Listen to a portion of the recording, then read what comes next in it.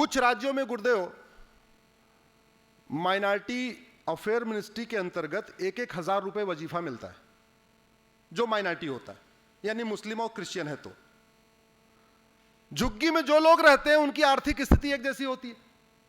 अब झुग्गी नंबर 1 में हिंदू रह रहा है, झुग्गी नंबर 2 में मुस्लिम है और झुग्गी नंबर 3 में क्रिश्चियन है। अब झुग्गी नंबर 2 वाले को 1,000 मिल रहा है, झुग्गी नंबर 3 वाले को 1,000 मिल रहा है, झुग्गी नंबर 1 वाले को 1,000 नहीं मिल रहा है। वो स्कूल में जाके पूछता है गरीब आदमी, भाई साहब क्या बात है, मेरे पड़ोस के बच्चे को तो 1,000 मिल रहा है, तुम्हें हमें क्यों नहीं मिलता? बोले क्योंकि वो क्रिश्चियन है, वो मुस्लिम है, इसलिए मिल रहा है, तुम हिंदू तुम्हें नहीं मिलेगा। अच्छा कोई बात नहीं, कोई तरीका नहीं है? हाँ तरीका है, तुम एक काम करो, नाम वाम अपना वही रखो लेकिन रिलीजन वाले कॉलम में क्रिश्चियन लिखवा लो। अच्छा वो सोचता और कुछ तो नहीं बदलना पड़ेगा? नहीं कुछ नहीं बदलना पड़ेगा, नाम वही रखो, पिता का नाम वही रखो, सब वही रखो, राम कुमार, अनिल कुमार, श्याम कुमार सब वही रखो, केवल रिलीजन वाले कॉलम में तुम क्रिश्चियन लिखवा लो। क्योंकि अगर मुस्लिम लिखवाओगे तो तुम्हें नाम भी बदलना पड़ेगा, कुछ और भी कराना पड़ेगा जो नहीं कहा जा सकता यहां पे। लेकिन अगर तुम तुम केवल क्रिश्चियन लिखवा लो तो वो क्या करता है, सारा कुछ नाम वाम वही लिखता है, उस 1,000 रुपए की लालच में रिलीजन वाले कॉलम में क्या लिखवा देता है। अब जब 1,000 रुपए महीने आना शुरू हो जाता है, फिर धीरे धीरे उसको ब्रेन वॉश किया जाता है, भैया तू क्रिश्चियन है, क्रिश्चियन के नाम पे तेरे को पैसा मिल रहा है, ये माला कैसी पहन रखी है, माला निकाल देगा। भैया तू क्रिश्चियन है, क्रिश्चियन के नाम पे पैसा मिल रहा है, ये रक्षा कैसे पहन रखा है, रक्षा निकाल देगा। भाई साहब तू क्रिश्चियन है, 1,000 रुपए मिलते हैं, होली दिवाली कैसे मना रहा है, वो बंद कर देगा। तू क्रिश्चियन है, 1,000 मिलता है, गले में तेरे कुछ है ही नहीं है, ठीक है क्रॉस पहन लेता हूं। स्टेट स्पॉन्सर्ड कन्वर्जन हो रहा है। आप लोगों के दिए हुए GST, income tax, TDS, VAT से गरीब हिंदुओं का धर्मांतरण हो रहा है। किस लिए? क्योंकि संविधान में माइनॉरिटी को डिफाइन नहीं किया गया। माइनॉरिटी कौन होगा, कितने % वाला होगा? माइनॉरिटी वो होगा जो संविधान को मानेगा या कोई भी माइनॉरिटी हो जाएगा? अरे माइनॉरिटी का दर्जा देने से पहले ये तो देख लो, ये जिस रिलीजन को मानता है वो इक्वलिटी को मानता है कि नहीं है, लिबर्टी को मानता है कि नहीं, फ्रेटर्निटी को मानता है कि नहीं, नेशनल इंटीग्रेशन को मानता है कि नहीं, यूनिटी को मानता है कि नहीं। उस रिलीजन को माइनॉरिटी का दर्जा दो जो वंदे मातरम को माने, तो वसुधैव कुटुंबकम को माने, तो नारी तू नारायणी को माने, तो सर्वमंगल मांगल्य माने, तो जो कुछ भी नहीं मानता वो कैसे माइनॉरिटी हो सकता है? इसलिए मैंने सुप्रीम कोर्ट में चैलेंज किया हुआ है। हमने कहा माइनॉरिटी मेजॉरिटी खत्म होना चाहिए, न माइनॉरिटी न मेजॉरिटी, सबका साथ सबका विकास। अब वो ठीक कराने के लिए आर्टिकल 2930 को ठीक करना पड़ेगा। 2930 को ठीक करने के लिए, फंडामेंटल राइट को बदलने के लिए अब की बार 400। गुरुदेव, भारत के संविधान में फंडामेंटल ड्यूटी लिखी हुई है। फंडामेंटल ड्यूटी में है राष्ट्रीय झंडे का सम्मान करना है, भारत की संस्कृति का सम्मान करना है, महिलाओं का सम्मान करना है, वैज्ञानिक सोच विकसित करना है। आर्टिकल 51 है, आप लोग कभी पढ़ लेना फंडामेंटल ड्यूटी क्या है, गूगल पे सब कुछ मिलता है। लेकिन एक ही गड़बड़ी हो गई, ये तो लिख दिया क्या क्या करना है, लेकिन ये नहीं लिखा अगर नहीं करोगे तो ये होगा। समझ रहे हैं आप? तो एक तरीके से एडवाइजरी हो गई, लेकिन नहीं मानने पे कोई दंड की व्यवस्था नहीं है। अब भगवान श्री राम कहते हैं भय बिन होय न प्रीत, विदुर जी कहते हैं सठे साठ्यम समाचरित। तो भारत में एक सिटीजन चार्टर की जरूरत है। नागरिकों की ड्यूटी निश्चित लिखी हुई है, उसमें थोड़ा और एक्सटेंड करना चाहिए। मेरा यह मानना है वोटिंग को भी फंडामेंटल ड्यूटी बना देना चाहिए। वोटिंग जितनी कम हो रही है ना, उसको फंडामेंटल ड्यूटी बना देना चाहिए। और जो आदमी अपनी फंडामेंटल ड्यूटी को ना माने उसके लिए कुछ पनिशमेंट का प्रावधान भी करना चाहिए। मैं कोर्ट गया, मैंने कहा कि वोटिंग को कंपलसरी करने के लिए आप सरकार को आदेश दीजिए। कोर्ट ने बोला कानून बनाना हमारा काम नहीं है। हमने कहा चलो आपने इतना कह दिया, कम से कम सरकार को एनओसी तो दे दिया। अब सरकार आगे कुछ करेगी तो दोबारा कोई पीआईएल नहीं करेगा कोर्ट में, क्योंकि आपने ही बोला हमारा काम नहीं है, कानून बनाना किसका काम है। तो हमारी कुछ पीआईएल एनओसी दिलाने के लिए भी है, हमें पता है वो काम कोर्ट का नहीं है, हम जानते हैं वो काम कोर्ट नहीं कर सकता, लेकिन हम पहले फाइल करके उसमें एनओसी कंफर्म हो जाता है भैया ये काम सरकार का है, जो सरकार को करना है करे, कोर्ट इसमें कुछ नहीं करेगा।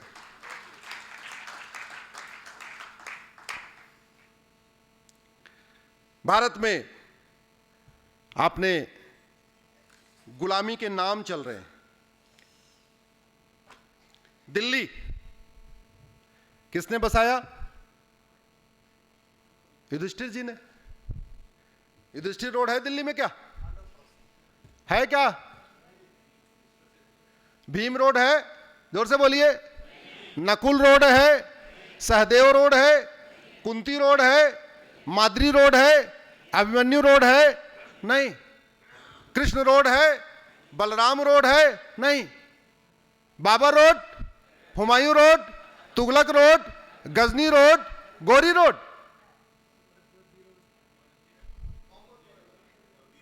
क्या हो रहा है? और आश्चर्य की बात, उस रोड से गुजरने वालों को कोई फर्क नहीं पड़ रहा है। गुलामी की मानसिकता इतना अंदर घर कर गई है, लोगों को लगता है क्या है, क्या फर्क पड़ता है? कोई फर्क नहीं पड़ता। एक तो विधानसभा उसका नाम ही बाबरपुर है। अरे जिन वहशी दरिंदों ने आके लूटा, अत्याचार किया, पूर्वजों को मारा, बहन बेटियों का बलात्कार किया, उनके नाम पे सड़क मोहल्ले गलियां होनी चाहिए क्या? मैंने इसके लिए पीआईएल फाइल किया गुरुदेव कि भारत में एक रीनेमिंग कमीशन बनाया जाए। मैंने कोर्ट में कुछ स्थानों का नाम दिया। मैंने एक ये भी कहा कि जिन स्थानों का वर्णन कुरान में है वो उसी नाम से एग्जिस्ट करते हैं, जिन स्थानों का वर्णन बाइबल में है वो उसी नाम से एग्जिस्ट करते हैं, लेकिन जिन स्थानों का वर्णन हमारे वेद में है, पुराण में है, भगवत गीता में है, रामायण में है, महाभारत में, वो उसी नाम से एग्जिस्ट नहीं करते। इसका नतीजा क्या हो रहा है? चूंकि कुरान में जो स्थान है इसी नाम से एग्जिस्ट करते हैं, इसलिए कुरान में जो कुछ लिखा है उसको लोग सच मानते हैं। बाइबल के स्थान आज भी पाए जाते हैं, इसलिए बाइबल में जो कुछ कहानी लिखी हुई इसको लोग सच मानते हैं। और हमारे बच्चों को सिखाया जाता है Ramayana is a myth, Ramayana एक काल्पनिक घटना है, महाभारत एक काल्पनिक घटना है, और हमारे बच्चे भी धीरे धीरे उसको मानने लग गए। क्यों? क्योंकि जो उसमें स्थान है वो तो मिल ही नहीं रहे। महाभारत में 5 गांव थे, भगवान कृष्ण ने 5 गांव मांगे, युद्ध टालने के लिए 5 गांव मांगे थे ना। आप ढूंढ लीजिए 5 गांव कहां है वो। इंद्रप्रस्थ मांगा था, वो दिल्ली बन गया। तिलप्रस्थ मांगा था, फरीदाबाद बन गया। सोनप्रस्थ मांगा था, सोनीपत बन गया। पानप्रस्थ मांगा था, पानीपत बन गया। व्याघ्रप्रस्थ मांगा था, बागपत बन गया। एक और गांव का वर्णन है उसमें गजप्रस्थ, वो गाजियाबाद हो गया। अब आप महाभारत पढ़ के वो गांव ढूंढते रहिए, आपको भारत आपको नहीं मिलेगा। और फिर हमारे बच्चों को कहा जाएगा महाभारत एक काल्पनिक घटना है, वो भी मान लेंगे हाँ काल्पनिक घटना है, क्योंकि स्थान तो मिल ही नहीं रहे। हमारे 51 शक्तिपीठ ये हिंदू मुस्लिम का विषय नहीं है, ये हमारी ऐतिहासिक स्थल हैं उनको रिस्टोर करने का मामला है। मैंने पीआईएल फाइल किया। हमारे 51 शक्तिपीठ में एक शक्तिपीठ है कीर्तेश्वरी, जहां माता का मुकुट गिरा। मुर्शीद खां नाम का लुटेरा गया, कीर्तेश्वरी मंदिर को तोड़ा और सोना लूटा, और उस स्थान पे अपनी नेम प्लेट लगा के चला गया मुर्शिदाबाद। वो बंगाल में आज भी चल रहा है। और बड़े दुख की बात है, कभी बंगाली भी इसके लिए आवाज नहीं उठाते हैं कि हमारा शक्तिपीठ है, ये कीर्तेश्वरी है, ये मुर्शिदाबाद खत्म होना चाहिए और उसका नाम कीर्तेश्वरी होना चाहिए। चलो दिल्ली वाले नहीं उठाएं, बात समझ में आती, उनको नहीं आइडिया। बंगाल वाले सबको पता है कि कीर्तेश्वरी मंदिर है, आवाज ही नहीं उठा रहे। मिर्जा नाम का लुटेरा आया, हमारा दूसरा शक्तिपीठ विंध्याचल, नेम प्लेट बदल के चला गया, मिर्जापुर बना के चला गया। यूपी वाले भी नहीं आवाज उठा रहे। क्या भैया एक काम करो, हमारा विंध्याचल को मिर्जापुर को वापस विंध्याचल बनाओ। भगवान परशुराम के पिताजी का नाम था महर्षि जमदग्नि। उस स्थान को जमदग्निपुरम कहते हैं। जौना खां नाम को लुटेरा आया, जमदग्निपुरम को जौनपुर बना के चला गया। जौनपुर वाले भी शांत बैठे हुए। मुजफ्फर खां नाम का लुटेरा आया, विदेह माता सीता का स्थान, विदेह को मुजफ्फरपुर बना के चला गया। महाभारत में एक घटना आती है, वनवास के बाद अज्ञातवास। पांडव कहां रुके थे अज्ञातवास में? विराट में। होशियार खां नाम का लुटेरा आया, विराट को होशियारपुर बना के चला गया। अब आप ढूंढते रहिए महाभारत पढ़ के, कहां गया विराट, कहां गया विराट। आपको विराट नहीं मिलेगा। नहीं मिलेगा तो जो बच्चे लॉजिकल हैं, जिनकी लॉजिकल थिंकिंग है, वो तो मान लेंगे ये काल्पनिक घटना है ही है। गाजी खान ने गजप्रस्थ को गाजियाबाद बना दिया, फरीद खान ने तिलप्रस्थ को फरीदाबाद बना दिया, फरूख खान ने पांचाल, पांचाली द्रौपदी, द्रौपदी पांचाल नरेश की बेटी। अब पांचाल नहीं आपको मिलेगा पूरे भारत में। क्यों? क्योंकि पांचाल फर्रुखाबाद बन गया।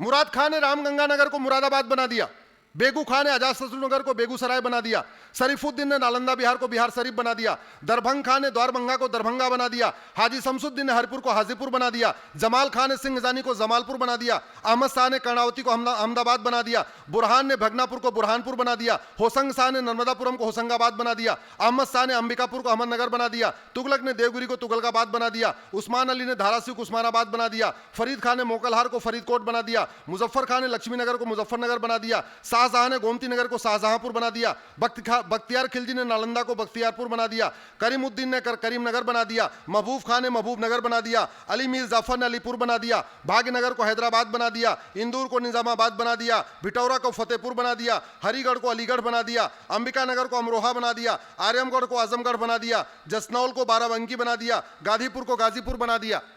ऐसे मैंने 1000 स्थानों का नाम लेके सुप्रीम कोर्ट में पीआईएल फाइल किया। हमने कहा प्लीज, इतने सारे कमीशन बन चुके हैं, एक कमीशन बना दीजिए, रीनेमिंग कमीशन, और उसमें एक्सपर्ट डाल दीजिए, इतिहासकारों को डाल दीजिए, बुद्धिजीवियों को डाल दीजिए, जज को डाल दीजिए, जिसको आप डालना चाहते हैं डाल दीजिए। लेकिन और जो बात मैं कह रहा हूं उसको वेरीफाई करवा लीजिए। अगर मेरी बात सही है तो एक ऑर्डर पास कर दीजिए, इन स्थानों का नाम रिस्टोर होगा। जस्टिस जोसेफ साहब थे, जस्टिस जोसेफ साहब कहे, बोले कि भारत में आग लग जाएगी। हमने कहा मैंने हिंदू मुस्लिम थोड़ी किया है, अरे मैंने तो वहशी दरिंदों का नाम लिखा है। वो वहशी दरिंदे जो लुटेरे थे, बलात्कारी थे, वो आए चले गए, इसमें हिंदू मुस्लिम का क्या इश्यू है? और वैसे जो भारत में है ये तो सारे कन्वर्टेड हिंदू है ना, ये उनके वंश के थोड़ी है, वो आए चले गए। इनको आप क्यों कनेक्ट कर रहे हैं? भारत के मुस्लिम को आप वहशी दरिंदों के साथ कनेक्ट मत करिए। फिलहाल जो होना था वही हुआ, पिटीशन मैंने वापस ले लिया।